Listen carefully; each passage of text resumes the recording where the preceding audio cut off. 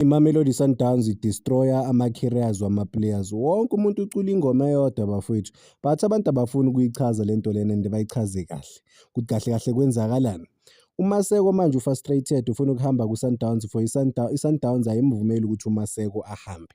So for esayidini lami i-wrong i-Sundowns ukungamvumeli uMaseko ukuthi ahambe. But at the same time uMaseko wasayina le contract ye-Sundowns and i-Sundowns i-invest imali eserious kuMaseko because baya-realize ukuthi okay uMaseko if bazomdedela ahambe mahhala uzojoyina i-Chiefs or ajoyinele i-Pirates and uMaseko u-super talented. Iplayer ehlala ebhentshini ku-Sundowns liba yi-star kwamanye ama-team mawubheka. Ubheka uLebohang Maboe uyi-superstar ku-Kaizer Chiefs, is one of their best performers if not the best performer for i-Kaizer Chiefs last season.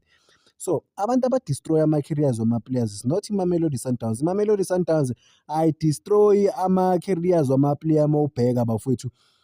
Ishintsha impilo, okay, ishintsha impilo yakhe i-Sundowns kune-contract ongeke uyithole kwamanye ama-teams.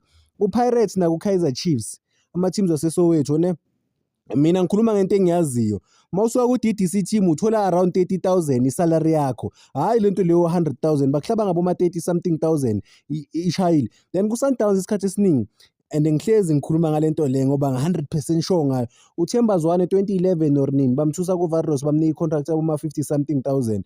So ayikho i-team esiSoweto ngeke ikuthathe from elokishini ikunike ilo i-50,000 salary ne-800,000 signing on fee out of the blue, out of nowhere. But i-Sundowns iyakwazi ukukhipha imali ivele ikustarte ngemali ehlakaniphile. Akusho ukuthi uma ku-Sundowns wonke ama-player ku-Sundowns ahola better than ama-players ku-Kaizer Chiefs, akusho lo, angisho lokho yabo. But inkinga sibuyeleni kuMaseko. I-agent la kaMaseko, uMaseko wayefuna ukuya overseas from the beginning, bamthatha uMaseko bathi uzoya ku-Sundowns. Why ama-players, abantu abadestroy ama-careers wama-players, ama-agent ngokusayina ama-contract ama-players angeke awa-understand isikhathi mesiya and ama-agent abheke ukupocketha imali kuphela, ukubhenefitha kuphela. Ama-agent awanandaba nalaba bafana laba. I-agent kumanje liyithulela nje i-agent la kaMaseko, well likhulumile but ukukhuluma kwakhe akusho lutho ngoba i-Sundowns ukuletha uMaseko ku-Sundowns maybe uthole 500,000 ngeplayer elilodwa, maybe unama-player ayi-40 wamanager. So for i-agent for bona ukuba nobudlelwano obustrong nalama-teams lawa cause baya-benefit. Sometimes ama-teams azokhipha i-200,000 ahlabe i-agent nge-200,000 bathi make sure ukuthi umfana uyafika la. Once wafika wasayina-ke wena mconvince ngakho konke thina sokuhlaba nge-1,000,000 nje eceleni. So ama-agent akusiyama. So i-Sundowns they've spent, uthola ukuthi they bought uMaseko nge-20 million or 15 million, whatever the amount, but it's more than 10 million angithi leyo bamsayina ngayo ku-SuperSport United. So ku-Sundowns uba ne-good, uba nemncane uMaseko, une-career elong if angaya kwenye i-team engavele i-invest serious kuye. So i-Sundowns yabona ukuthi no, lo muntu lo si-invest imali eserious, wayisayina le contract samnika imali eserious ehlakaniphile, asifuni ukuthi adlale la eSouth Africa. And basayina bazi bafuthi bayazi, hayi ukuthi abazi, bayatshelwa ukuthi what if thina if we still have the right or the say ku-contract yakho nokuthi uzoya kuphi, ngeke sikuvumele ujoin Orlando Pirates or i-Kaizer Chiefs. But i-Kaizer Chiefs yawa-affordayo isikhathi esiningi ama-player we-Sundowns ngoba akuma-big contracts. i-Kaizer Chiefs-ke ngeke ikusayine ngemali but izokwazi ukukunika ngeke ayikwazi ukukhipha, ayifuni ukukhipha boma-20 million isayine i-player but kuma-salaries izokunika imali ehlakaniphile, imali better than even yaku-Sundowns. So manje ku-situation kaMaseko bayabona ukuthi uMaseko uzoyi-improve i-Kaizer Chiefs because i-Kaizer Chiefs yamfuna uMaseko. i-Kaizer Chiefs beyimfuna uTerence Mashigu if way before ajoyina iMamelodi Sundowns beku-Cape Town City if angilenzi iphutha ngithi. Namanje i-Kaizer Chiefs beyimfuna uTerence Mashigu. i-Sundowns ithi no, ngeke ujoyine i-Kaizer Chiefs, ngcono sikuloni i-contract yakhe iziphele than ukuthi ujoyine i-Kaizer Chiefs, we don't mind ukukubhadala. And I liked uTerence Mashigu ngoba wakhuluma open wathi i-career lena yebhola at the end of the day bafowethu nabo banemndeni, kumele babheke imindeni yabo. So i-Sundowns if izothi think of this ne, think about this, uTerence Mashigu I don't know una-29 or una-30 lapho nje. Sundowns ithi ayisokunika i-2-year contract, sokuholela 220,000 a month ne. When uyadlala udlala i-220,000 yakhe iyangena and we entitled to amanye ama-bonuses if we still part of i-team as i-Sundowns. So lo muntu is getting imali yakhe but-ke isikhathi siloke siyahamba mengadlala uTerence Mashigu but wahlakanipha uTerence Mashigu wayisayina i-contract entsha ku-Sundowns, wahlala nabo phansi wathi if angiyithola i-game time ngicela ningiloni. Bayamlona wenza kahle kakhulu. but ngeke bamvumele ukuthi aye ku-team yaseSoweto. The only time azojoyina i-team yaseSoweto i-contract yakhe maseyiphele complete kuMamelodi Sundowns ne-clause ingekho. So okay, singasho ukuthi baya-slower down ama-careers wama-players, but uma udlala ku-Sundowns uyadlala. uThemba Zwanebhek uyadlala, abo-Matthews bayadlala, abo-Ronan Williams bayadlala, abo-Khuliso Mudau bayadlala, abo-Aubrey Modiba bayadlala. Why singayi kwamanye ama-team? Maningi ama-players afeyilile ko-Kaizer Chiefs.